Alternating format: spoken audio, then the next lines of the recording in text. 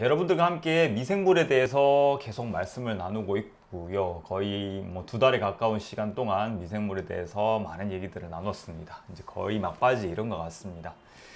지난 시간에 미생물과 그다음 그 식이섬유의 관계, 그다음 그 식이섬유로 인해서 우리가 얻을 수 있는 이점들에 대해서 말씀을 드렸고요. 오늘은 이 미생물의 진화와 우리 몸과 어떠한 관계가 있는지에 대해 가지고 한번 알아볼까 합니다. 사실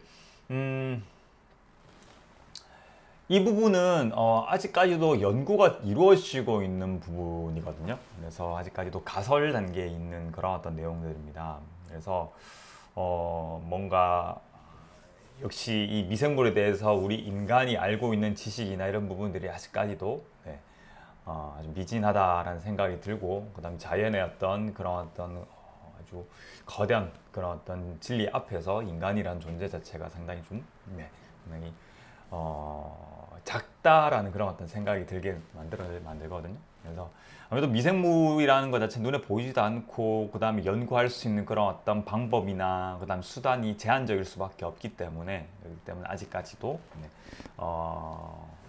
연구가 많이 진행이 되어야 되는 그런 어떤 부분인 것 같습니다. 위에 그림을 보시면은 사람 그림과 그 다음에 그 해조, 그러니까 해초 사진이 있고요. 그 다음에 식물, 그러니까 육지에 사는 식물의 사진이 있습니다. 나무의 사진이 있습니다. 그래서 이런 인간을 포함한 포유류도 마찬가지고, 그다음 바다 속에서 사는 그런 어떤 그 해조류도 마찬가지고요. 그다음에 육지에 사는 식물들도 마찬가지고, 전부 다 그 표면에는 미생물이 다 있습니다. 있고, 그런 각기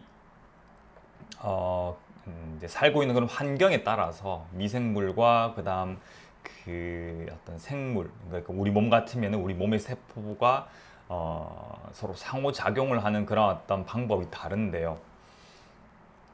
이런 부분들은 이 진화론적으로 봤을 때는 다세포 생물이 생겨나면서부터 그런 다세포 생물과 그 다음에 단세포의 어떤 미생물 간의 어떤 뗄래야 뗄 수 없는 그런 어떤 그 상관관계에서부터 이제 계속 이어져 왔던 관계라고 보시면 될 것 같습니다. 그래서 사실 우리 세포도 지금 계속 진화 과정을 아마 겪고 이렇게 진화를 거듭하고 있을 것이고요. 다만 인간 같은 경우, 그다음 포유류 같은 경우에는 상당히 그 한 세대가 길죠. 하지만 미생물 같은 경우에는 상당히 한 세대가 짧습니다. 그래서 어떤 진화나 이런 부분들이 있어가지고 미생물이 훨씬 더 급변하는 그런, 한 세대 짧기 때문에 급변하는 모습을 볼 수 있을 것 같다는 생각이 들고요. 하지만 우리보다 훨씬 더 생명이 긴 그런 어떤 다른 생명체가 우리를 또 봤을 때는 우리의 진화 속도가 그들보다는 좀 더 빠르게 느껴질 수 있을 것 같습니다. 상당히 상대적인 그런 어떤 개념인 것 같거든요. 그래서 이미 살아있는 숙주인 우리 인간 세포와 그 다음에 거기에 함께 공생하고 있는 미생물은 이런 진화적인 관점에서도 서로 상호 영향을 주고받는데, 이게 우리 몸에 같이 지내고 있는 미생물도 한 종류가 아니고 다양한 미생물이 같이 있고 하기 때문에 뭔가 이런 미생물끼리 완전히 어떤 무한 경쟁을 하는 그런 열린 상태계도 아니고, 그다음에 그 미생물과 우리 몸와의 어떤 상호작용도 생각을 해야 되고요.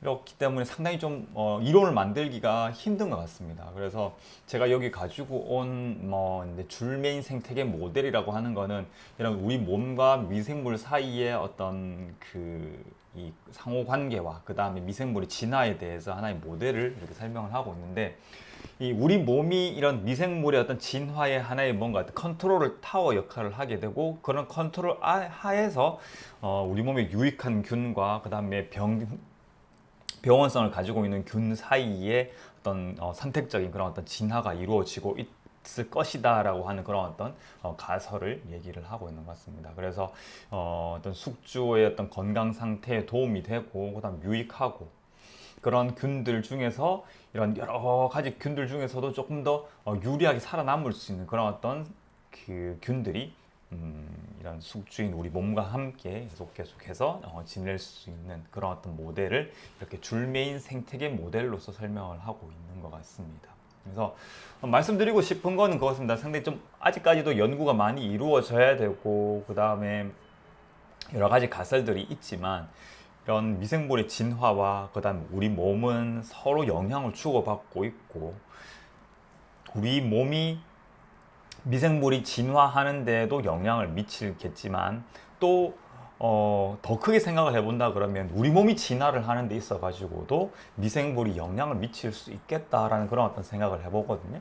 그래서 여러분들이 건강한 그런 어떤 그 장내 미생물이나 아니면은 공생하고 있는 그런 미생물들을 가지고 가신다 그러면 우리 몸도 건강해질 것이고 그게 결국에는 우리 몸이 또 그 건강을 잘 유지함으로써 더욱더 뭐 이래 또 너무 또 제가 멀리 생각할 수도 있습니다만은 우리가 훨씬 더 긍정적으로 진화를 하는데 도움이 될 수도 있겠다라는 그런 어떤 생각을 한번 해보면 이게 저만의 가설인 것 같아요.